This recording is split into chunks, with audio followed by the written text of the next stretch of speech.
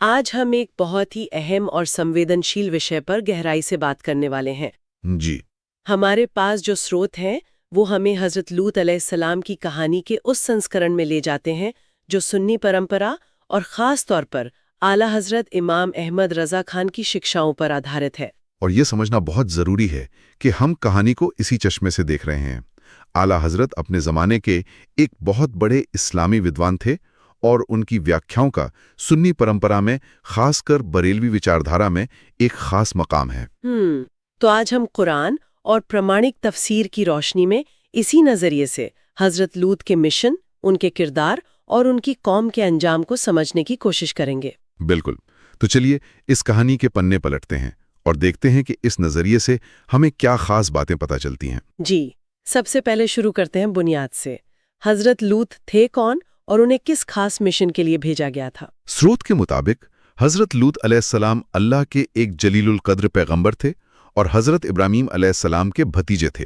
अच्छा। लेकिन यहाँ कहानी की शुरुआत में ही एक सबसे बुनियादी और अहम बात सामने आती है, जिसे आला हजरत की शिक्षाओं में मजबूती से स्थापित किया गया है। वो क्या है?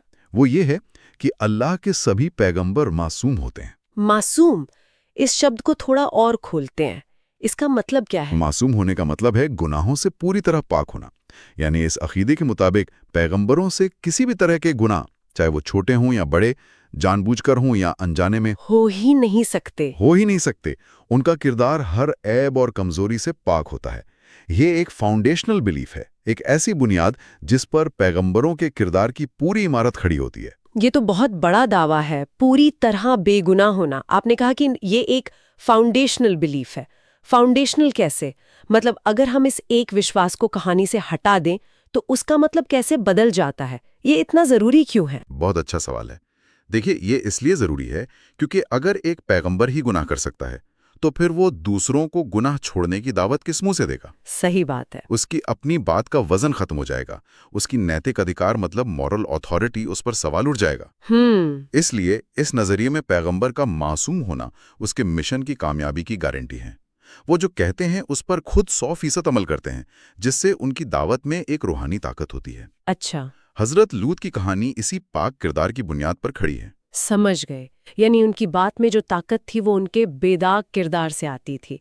तो ऐसे पाक किरदार वाले पैगंबर को किस समाज की तरफ भेजा गया था? वहां के हालात कैसे थे? उन्हें सदूम और उसके आसपास के शहरों के लोगों की तरफ भेजा गया था। सदूम? जी, सदूम। स्रोत बताते हैं कि वह समाज बिगाड़ की हर हद को पार कर चुका था। अगर उनके गुनाहों को देखें तो 3 बातें बहुत साफ नजर आती हैं। क्या क्या? पहला, पहला के वजूद और उसके मार्गदर्शन से खुला इनकार। दूसरा, समाज में जुल्म और नाइंसाफी का बोलबाला। और तीसरा, बेशर्मी और अनैतिकता का खुलेआम प्रदर्शन, जो उनकी पहचान बन चुकी थी। आपने 3 बड़े गुनाहों का जिक्र किया, अल्लाह से इनकार, जुल्म और बेशर्मी। लेकिन क्या स्रोत इनमें से किसी एक पर ज्यादा जोर देता है? क्या कोई एक ऐसा गुनाह था जो बाकियों की जड़ था या उस समाज के पतन का सबसे बड़ा प्रतीक बन गया था? जी हाँ, बिल्कुल। और वो था वो गुनाह जिसे फितरत के खिलाफ माना जाता है, और उसका खुलेआम अभ्यास करना। अच्छा। यह सिर्फ कुछ लोगों का निजी मामला नहीं था, बल्कि ये एक सामाजिक चलन बन चुका था, एक एक्सेप्टेड नॉर्म। हम्म। आला हजरत इस बात पर कुरान के हवाले से जोर देते हैं कि ये कोई आम गुनाह नहीं था। ये एक ऐसा गुनाह था जो सदूम की कौम से पहले दुनिया में किसी ने नहीं किया था। अच्छा, तो ये सिर्फ एक गुनाह नहीं था, बल्कि इंसानियत के इतिहास में ये पहली बार हो रहा था। जी ये बात तो इसे और भी ज्यादा गंभीर और चौंकाने वाला बना देती है। बिल्कुल, यही इसकी सबसे बड़ी गंभीरता थी। ये एक अभूतपूर्व यानी अनप्रेसिडेंटेड अमल था। उन्होंने एक ऐसा रास्ता इजाद किया जो पहले मौजूद ही नहीं था, और इसी वजह से उनकी जिम्मेदारी और उनका जुर्म दोनों बढ़ गया। ऐसे माहौल में जहाँ एक बिल्कुल नया और गंभीर गुनाह समाज का हिस्सा बन चुका हो, हजरत लूत ने लोगों को सुधारने की कोशिश कैसे की? उनका तरीका क्या था? क्या वो सीधे टकराव में गए? नहीं, उनका तरीका बहुत समझदारी और हिकमत भरा था।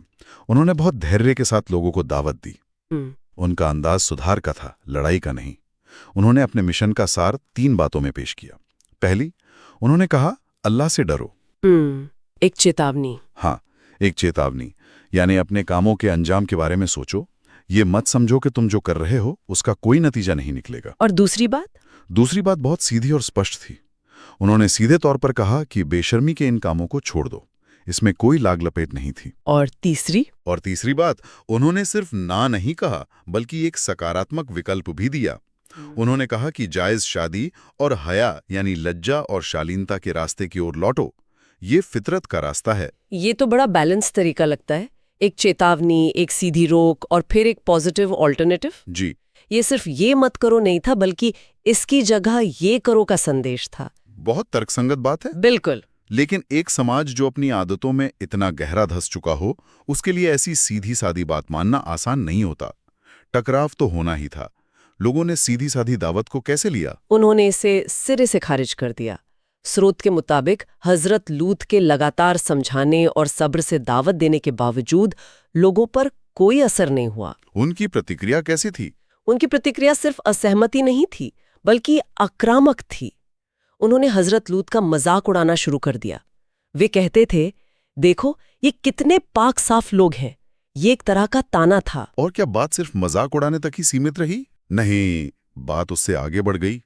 उन्होंने हजरत लूत और उनके मानने वाले मुट्ठी भर लोगों को धमकी दी कि अगर तुमने अपनी ये बातें बंद नहीं की तो हम तुम्हें शहर से निकाल देंगे। अच्छा। उन्होंने पछतावा करने से साफ इनकार कर दिया। उनका इनकार सिर्फ एक इनकार नहीं था, बल्कि अपने गुनाह पर एक तरह का घमंड था। तो यहाँ आकर इंसानी कोशिशों की हद आ जाती है। एक तरफ एक पैगंबर का सब्र और दलीलें, और दूसरी तरफ पूरी कौम का अहंकार और इनकार।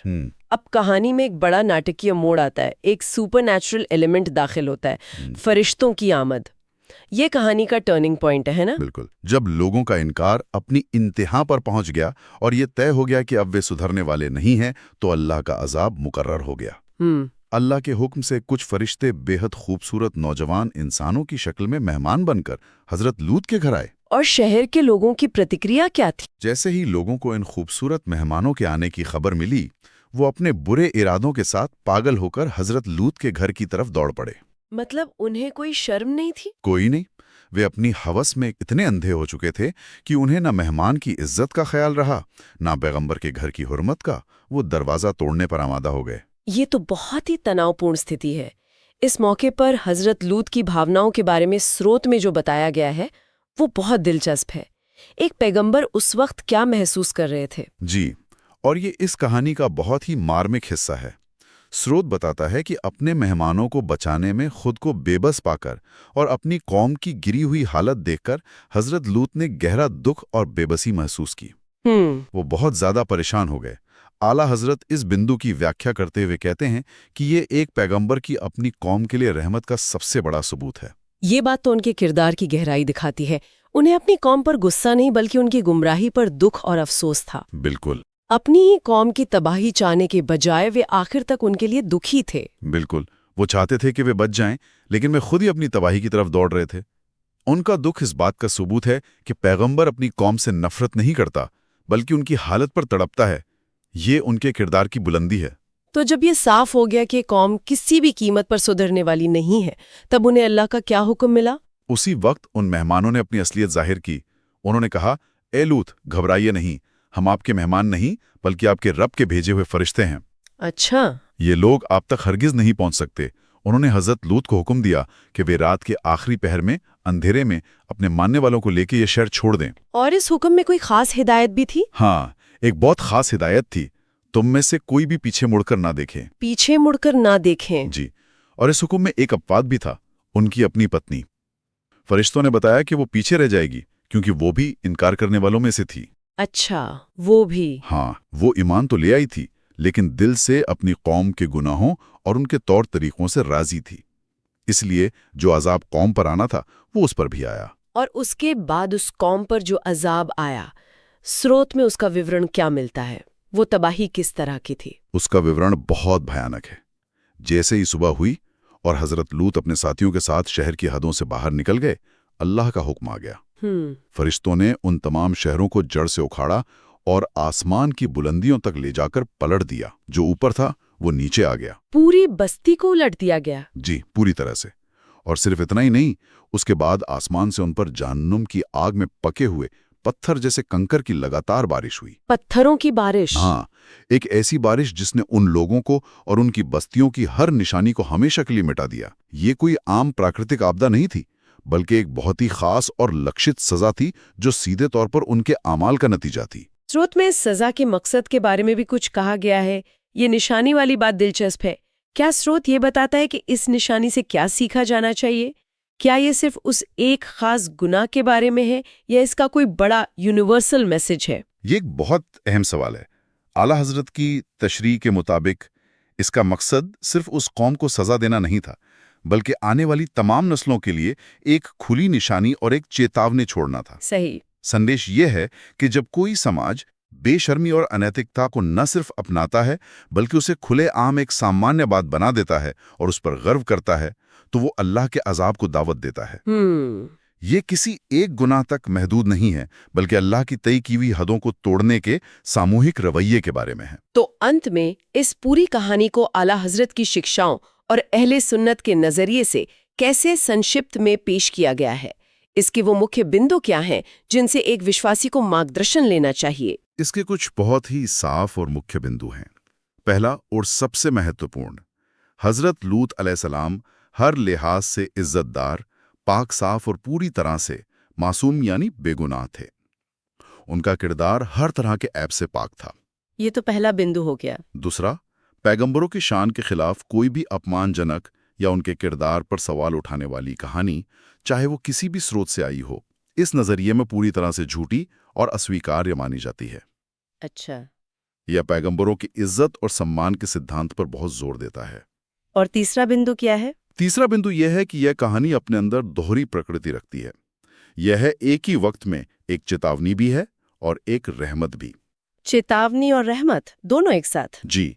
चेतावनी उन लोगों के लिए जो अल्लाह की हदों को तोड़ते हैं और बुराई के रास्ते पर चलते हैं, और रहमत उन लोगों के लिए जो मार्गदर्शन को स्वीकार करते हैं, बुराई से बचते हैं और पैगंबरों के रास्ते पर चलते हैं। तो एक ही कहानी में दो अलग-अलग संदेश हैं।